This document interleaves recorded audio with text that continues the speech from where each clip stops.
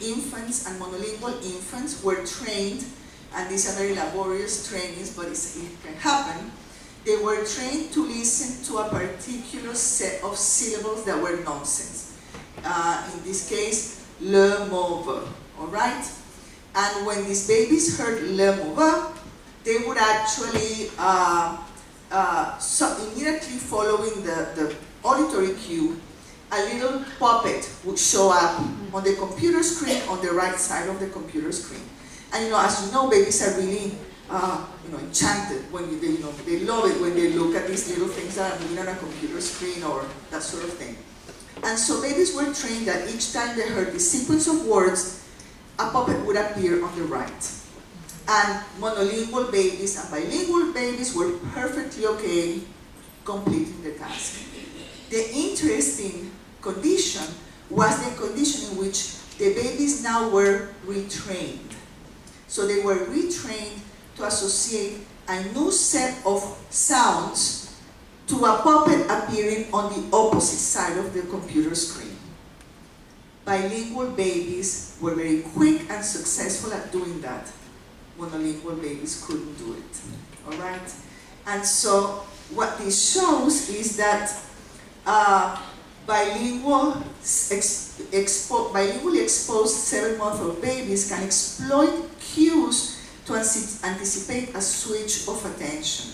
Now, if you think about bilingual babies having to figure out that they are learning two languages, and we heard this morning a lot about translanguaging and how the two language systems are integrated, but clearly children learn different labels for the same objects, okay? They are in an integrated system, but they need to learn those things. And so if you think about the task of learning different types of grammars associated with, let's call them different types of languages, then what this finding shows is that bilinguals are acutely attuned to paying attention to separating things and keeping things separate and doing it quickly so that they actually can learn the languages that they need to learn.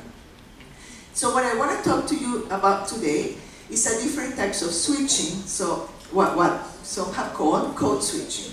So code switching, now we're switching from tasks that are much more non-language based to tasks that are completely language based. So code switching can be broadly defined as the fluent alternation between the languages of two bilinguals in discourse.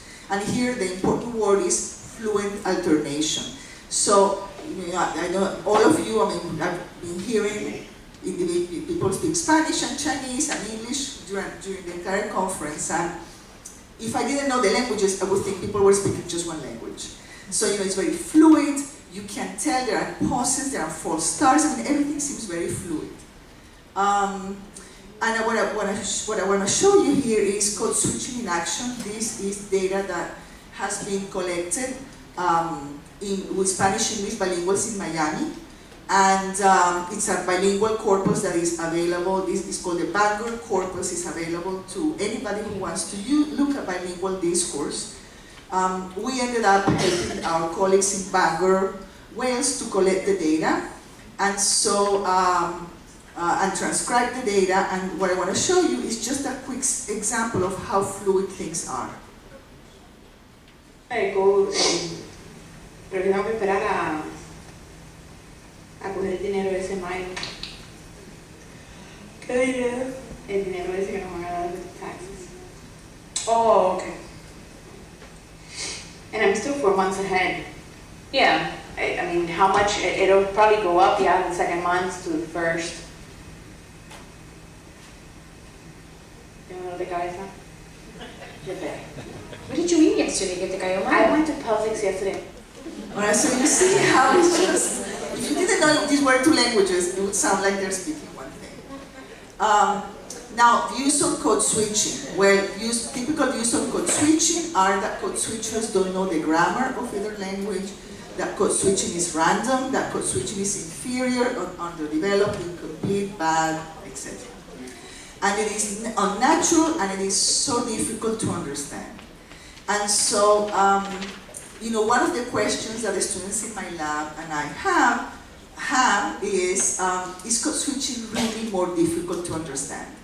And of course, when you're a code switcher and you are exposed to code switching, the answer is obviously no. But is there empirical evidence that we can cite to say definitively no? This is not easier. This is not more difficult to understand. And so this is some work that we did with a postdoc at Penn State University and also my colleague Judy Kroll. And so in this particular study, we were looking at sounds in English and Spanish that differ. So as many of you probably know, English p is very different is different from Spanish p. And in fact, when I first came to the United States, I would tell people my name is Paula, and they would think I was saying Paula. And I kept thinking, why are people calling me Paula when I'm saying Paula? And and then I decided to change my name, use my third name, and just use Julie, because that one they can pronounce.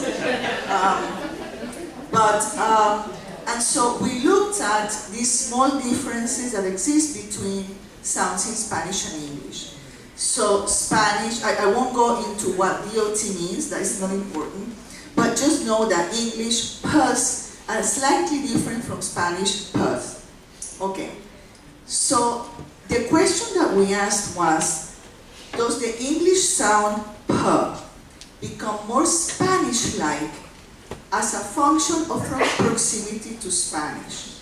So are sounds like p, t, and k, and these sounds in languages like English and Spanish cluster together, okay? So our sounds like our p, t, k sounds become more Spanish-like as a function of proximity to Spanish. So what we did was we looked at the Bible Corpus, which is a corpus of Spanish-English bilingual code switches, and we measured all the instances in which the sounds p, t, and k were followed in English, were followed by a Spanish code switch. And what we noticed was that the greater the proximity of these English sounds to Spanish words, the more they became, these are English words, but the more they became Spanish-like. Whereas following a code switch, these sounds just stay like Spanish. And so we wonder whether Spanish-English bilinguals use these types of cues to process code switch speech. Because if you think about it, a person who's producing a code switch is basically under the control of what he or she is going to say. But a person listening to the speaker doesn't know when the code switch is coming. And so that code switch can potentially be more difficult to understand than unilingual speech. And so the question, the presumption that bilinguals have probably difficulty understanding code switching comes from this idea that you never know when a code switch is coming. And our question is, don't we really know? Or is it true that we don't really know? So now think about the finding that English p becomes more Spanish-like if in anticipation of a Spanish code switch. And so what we did was we designed an eye tracking study where what we looked was, we showed participants this display, and you have the picture of a duck, which in Spanish is pato, a pot, and then an onion and a shirt, and those two words are distractors. And people heard things like, click on the picture of the pato, okay? Now what we did was manipulate the stimulus so that the sound k and the sound p in English were pronounced more like Spanish. People were still pronouncing the word click, but the k or the p were more Spanish-like. And what we found is that before participants actually heard the word pato, they directed their gaze. So this was a study in which we were measuring eye movements. They directed their gaze to the word, to this picture.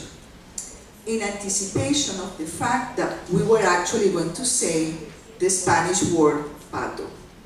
And so this is the first demonstration that habitual code switchers, so individuals who actually code switch constantly, are able to perceive phonetic cues that are leading up to a code switch and actually use them for comprehension of code switches. All right. We also wanted to look at, so this study looked at the comprehension of auditory speech, but, and small sounds like occur that are probably sounds that we're not necessarily aware of, right? And so we wanted to see whether we could find something a bit more, whether we could conduct a study that looked at other aspects of language to see if in fact Spanish-English bilinguals used the speech that they heard in their environment to predict that a code switch was coming in order to actually make that code switch simpler to understand. And we looked at Spanish gender. And so, individuals who are here and who speak Spanish know that in Spanish words have grammatical gender.